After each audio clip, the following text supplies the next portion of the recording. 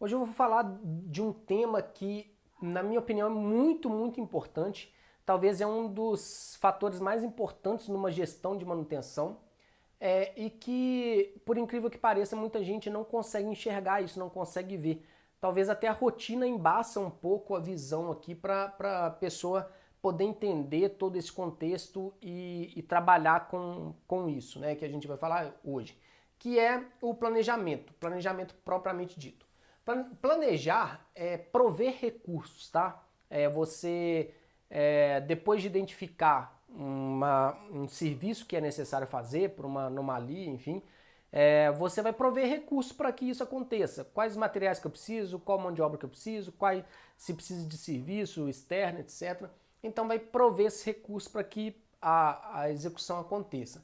Então o que muita gente não consegue ver, que eu acho muito, muito importante, é que dentro desse planejamento a gente tem que ter um tempo hábil para prover esse recurso. E quando a gente fala um tempo hábil, a gente está falando de um ponto específico. E eu quero mostrar aqui dentro dessa curva de confiabilidade. Então aqui é um gráfico mostrando no eixo Y aqui confiabilidade e no eixo X é o tempo, né? Então eu instalei um rolamento, por exemplo, um componente qualquer, teoricamente ele está com 100% de confiabilidade, ou seja, 100%, a gente tem 100% de confiança que esse rolamento não vai falhar. A gente acabou de instalar ele aqui. E aí ele, com o tempo, essa confiabilidade vai caindo, caindo, caindo até chegar a uma confiabilidade zero, ou seja, chegar à falha.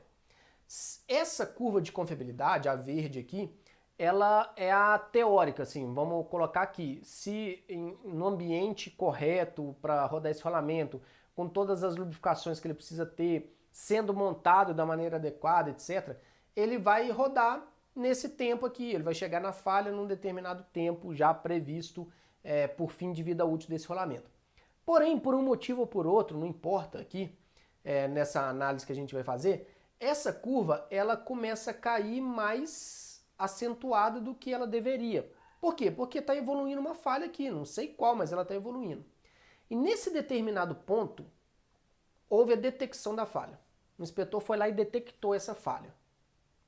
E nesse outro ponto, vai ser a execução, a intervenção propriamente dita. Eu executei ali e estou voltando ela para a confiabilidade que ela deveria estar, para ela seguir a curva que ela deveria estar seguindo normalmente. Tá bom. E se eu não fizer nada, ela vai caminhar para uma possível falha, que esse ponto aqui, que talvez vai ser a metade do tempo, até às vezes menos do que ela deveria rodar aqui. Enfim, o tempo entre a detecção, esse ponto, e a intervenção é o tempo que a gente tem para planejar. É o planejamento em si. Ou seja, o que a gente está querendo dizer com isso? O quanto antes o planejamento, a função planejamento, souber da detecção da falha, ele vai ter mais tempo para planejar. E o planejamento, às vezes, não é uma coisa simples, às vezes é simples, mas às vezes não é. Às vezes demanda materiais que ele não tem, que tem que buscar no mercado. Às vezes demanda materiais que tem que ser fabricado, que tem que pegar o desenho, que tem que chamar o fornecedor, que tem... Às vezes não é fácil e principalmente, quando a gente fala de uma gestão completa, a gente está falando de inúmeros equipamentos, inúmeras ordens de serviço, que o planejador, a pessoa que está correndo atrás ali de todos esses recursos, ela não está por conta de um equipamento só. Ela está vendo um universo de equipamentos muito grande. Então, se ela não tiver tempo para trabalhar dando vazão a todas essas demandas, ele vai acabar que a falha vai acontecer antes dele conseguir todos os recursos. E isso é um pouco frequente. Então, assim, primeiro ponto quando foi encontrada anomalia, através de uma inspeção, de uma preditiva, não importa, ela tem que ser passada para o planejamento, para o planejador, o mais rápido possível. Muitas vezes o inspetor, a função inspeção ali, demora para passar informação. Fala assim, não, tem algo errado, mas não está tão crítico, eu posso esperar um pouco. E nesse posso esperar um pouco, o planejador ainda não está sabendo, então ele ainda não está provendo recurso. Às vezes é uma única pessoa que também dá no mesmo erro, tá? Às vezes é um inspetor planejador que ele fala assim, não, eu não vou começar a prover recurso agora que ainda não está tão crítico.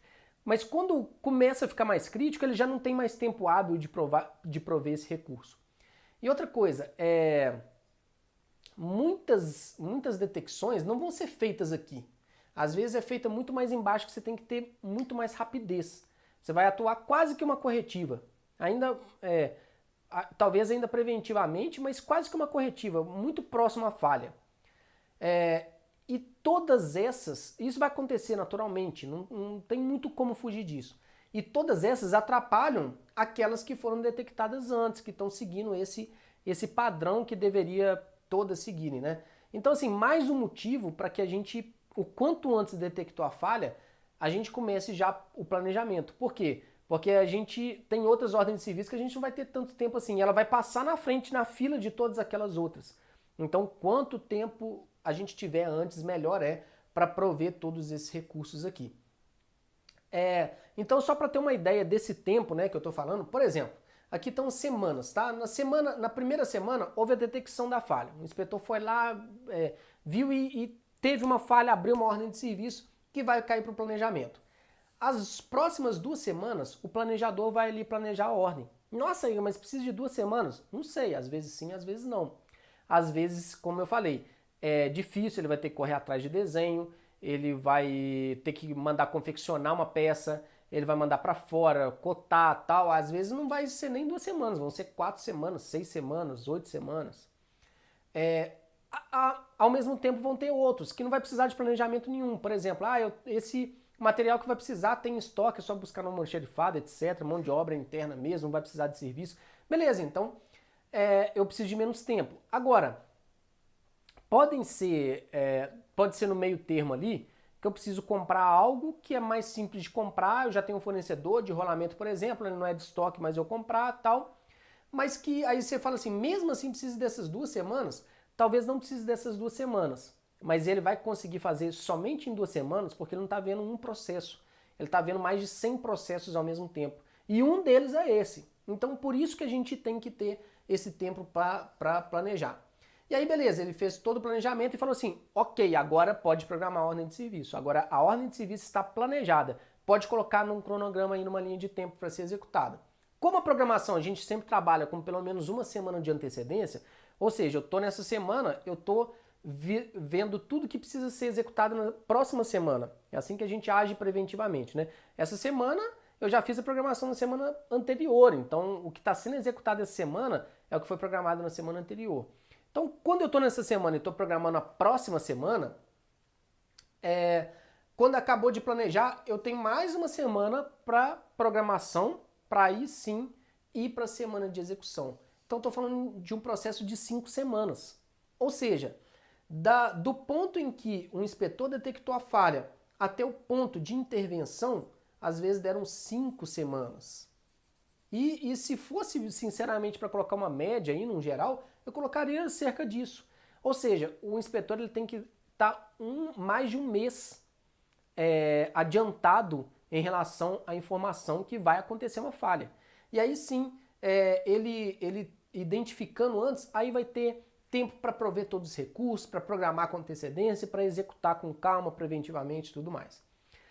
E uma coisa muito interessante em todo esse processo é que nessa etapa aqui, é a etapa que está mais vinculada ao controle do nosso custo de manutenção. Por quê? Porque tudo que a gente está gastando não é recursos, então está sendo provido aqui no planejamento. Então se tiver um controle desse planejamento, ou seja, o que eu estou gastando de material, o que eu estou gastando de serviço, o que eu requisitei do almoxarifado, o que eu estou contratando, geralmente passa por uma aprovação toda compra ou contratação de serviço. Então essa aprovação, se tiver o controle do que está entrando, tá bom, eu só vou pagar isso daqui a um tempo. Ok, mas esse tempo vai chegar quando? Então se tiver esse controle de tudo que está sendo gasto ali, de tudo que está... Igor, mas eu preciso disso, você está falando que não vai comprar? Eu estou falando que tem que analisar custo-benefício.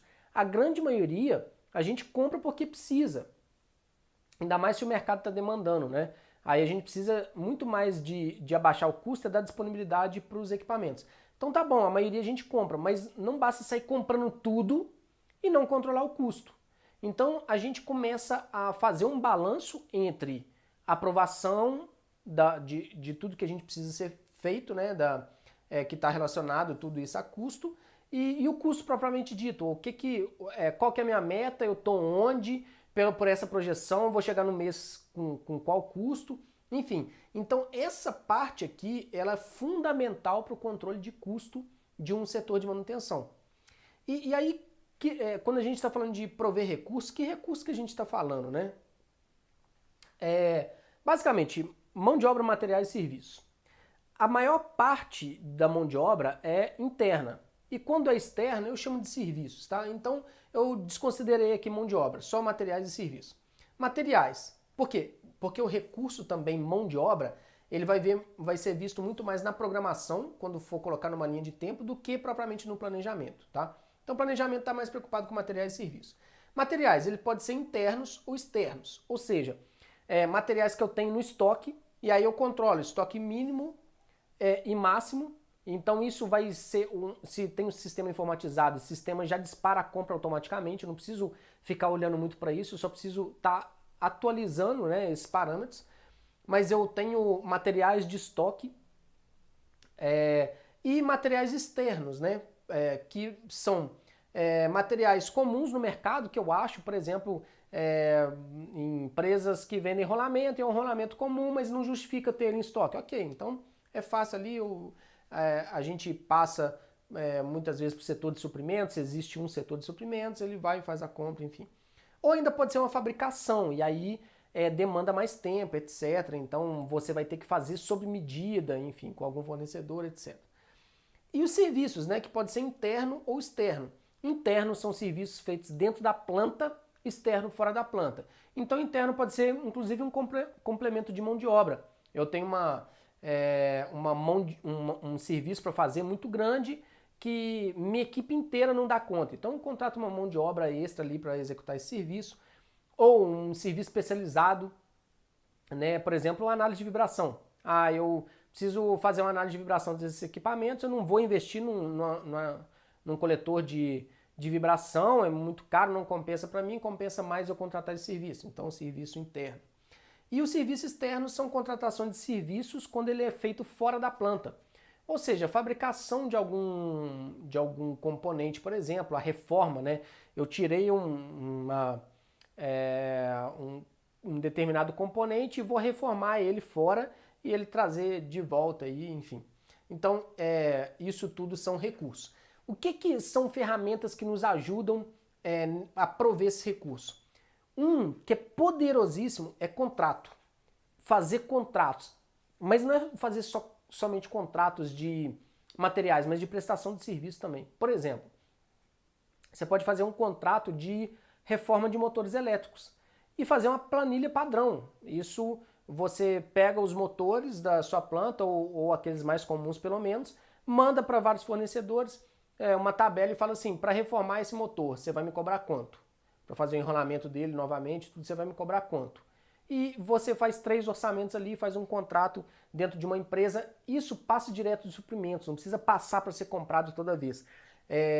Não precisa passar por uma aprovação necessariamente toda vez. Ou seja, você está pegando, você está talhando aí todo esse percurso aí que às vezes é mais burocrático para buscar o melhor preço. Você já buscou o melhor preço e firmou esse melhor preço durante um ano inteiro, né?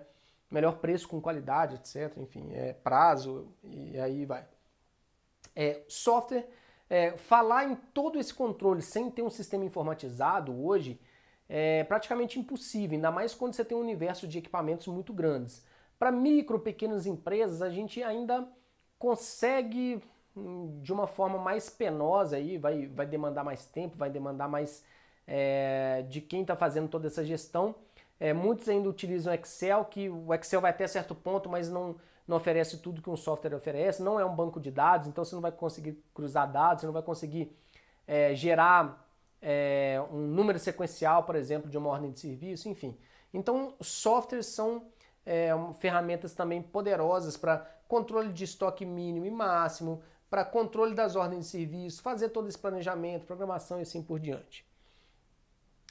Fornecedores, né? A gente ter fornecedores para tudo que a gente precisa fazer manutenção na fábrica, deveria ter fornecedores para cada coisa ali. Então, desenvolver novos fornecedores, parcerias com esses fornecedores, os próprios contratos, né, etc. E aí vai, controle das ordens de serviço. Se a gente não tiver um controle muito bem apurado, o planejador já fica perdido naquele universo de coisas que tem que fazer. Então ele vai estar sempre correndo quase na corretiva ali, ele só está buscando recurso para o que já está na iminência de quebra. E se a gente tem um controle de OS bem apurado, ele já está vendo isso com muito mais antecedência também, o que facilita aqui, né? Não basta a gente ter detectado a falha previamente, se a gente não tem o controle de todos esses serviços que precisam ser executados, etc. Tá? Então, a mensagem que eu queria deixar hoje nesse vídeo é principalmente isso. Esse tempo hábil para prover recursos ele é muito, muito importante numa gestão. Principalmente quando a gente quer atuar preventivamente, a gente tem que estar o tempo inteiro olhando para isso. O tempo inteiro olhando assim, eu estou detectando essa falha e estou com tempo suficiente para percorrer todo esse planejamento, programação, até chegar na execução? Se não, a gente tem que voltar lá atrás e rever os planos de manutenção, rever treinamento para os inspetores, para preditivo, etc., para a gente conseguir ter esse tempo para planejar todos esses recursos.